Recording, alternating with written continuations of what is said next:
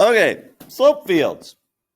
What a slope field is what the slope of the function is at that point, basically. Okay, so here's a slope field for this derivative. So if you think about it, the derivative is the slope. So you're saying the slope is negative x over y. Okay, that's what's going on here. So if we look at the point 1, 1, we put 1, 1 in here, and the slope at 1, 1 should be negative 1 over 1, which would be negative 1. Does this look like it has a slope of negative 1? And I know it's not exactly on negative or 1, 1 right now, but this looks like it has a slope of negative 1. So if I went to the point 4, 2, what would it have a slope of? Negative 4 over 2, which would be negative 2. So if we go 4, 2, right here, this does look like it has a slope of about negative 2. If we went negative 4, negative 1, what should it have a slope of? So if we go the negative of negative 4 over negative 1, the negative of a negative is a positive 4 over negative 1 would be a negative 4 slope. Negative 4, negative 1 right here looks like it has about a negative 4 slope. Okay, that's what a slope field is. Okay, tells you the slope at various places of a function. Now, it's going to lead us into differential equations. Slope fields will. So we'll get there. So, if this was our function, okay, we would stick these numbers into our function to find the slope. The slope of this would be negative 3. We put 1, negative 1 in, we would get a slope of 5 because it's 2 plus 3. We stick a 2, negative 2 in, we get 4 plus 6, which is 10. Okay, slope. So which slope field would match to this? And this is where people think this is hard because they go, well, there's too much to look at. Okay, well, if you just start picking out points like 2, 2 and 4, 2, if you pick out those 2 points, it should start leading you in the right direction. So if I go 2, 2, what should my slope be? 0. And 4, 2, my slope should be 2. So at 2, 2, my slope should be 0. 2, 2, my slope is not 0 here. 2, 2, my slope is 0. At 4, 2, my slope is 2. So it definitely could be this one. 2, 2, my slope is not 0. 2, 2, my slope is not 0. So it's this one. Okay? So you just start picking out a couple points, look at all of them, and then go from there. Sometimes it takes a little while, sometimes it doesn't.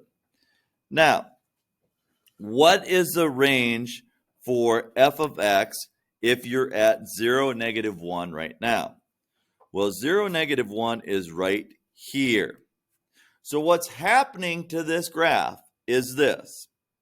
It's coming up at a fairly significant slope, and then it turns, right? What does this look like it is? An asymptote. So it turns and it's going to follow the asymptote.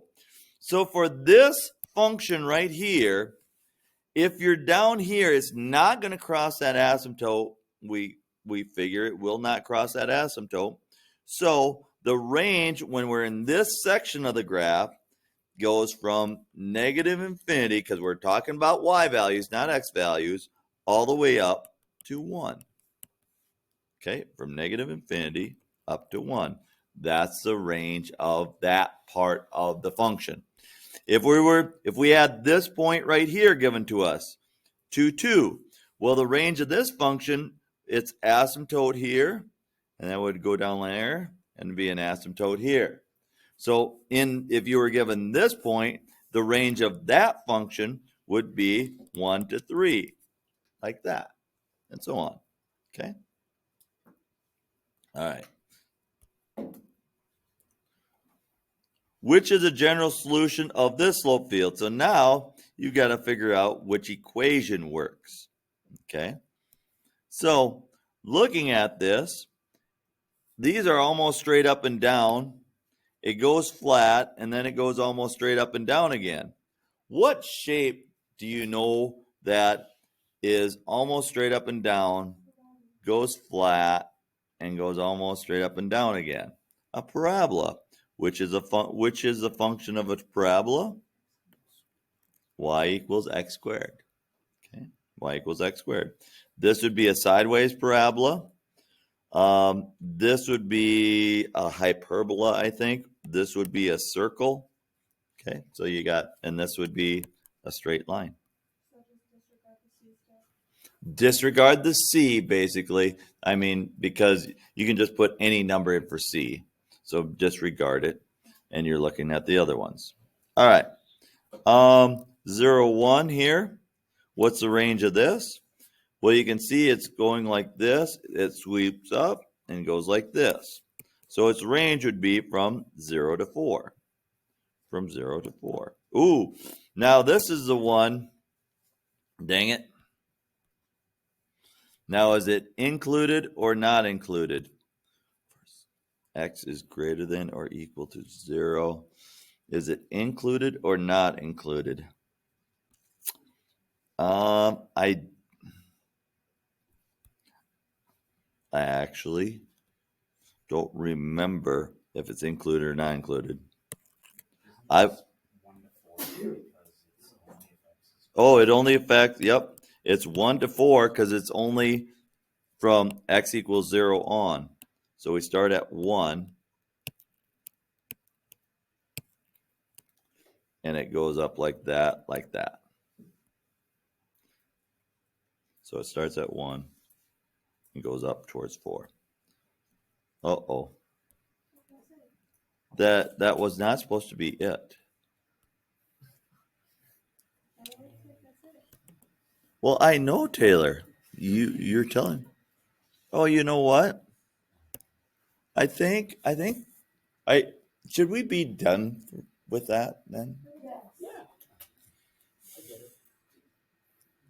I don't want to be letting you off too easy. Okay, well, you'll have time to catch up on whatever you need to catch up on. I will put out everything going ahead. Thursday, we'll be finding general solutions and particular solutions. So there will probably be a lot of videos I put out today. So I think it'll be all right if we do it this way.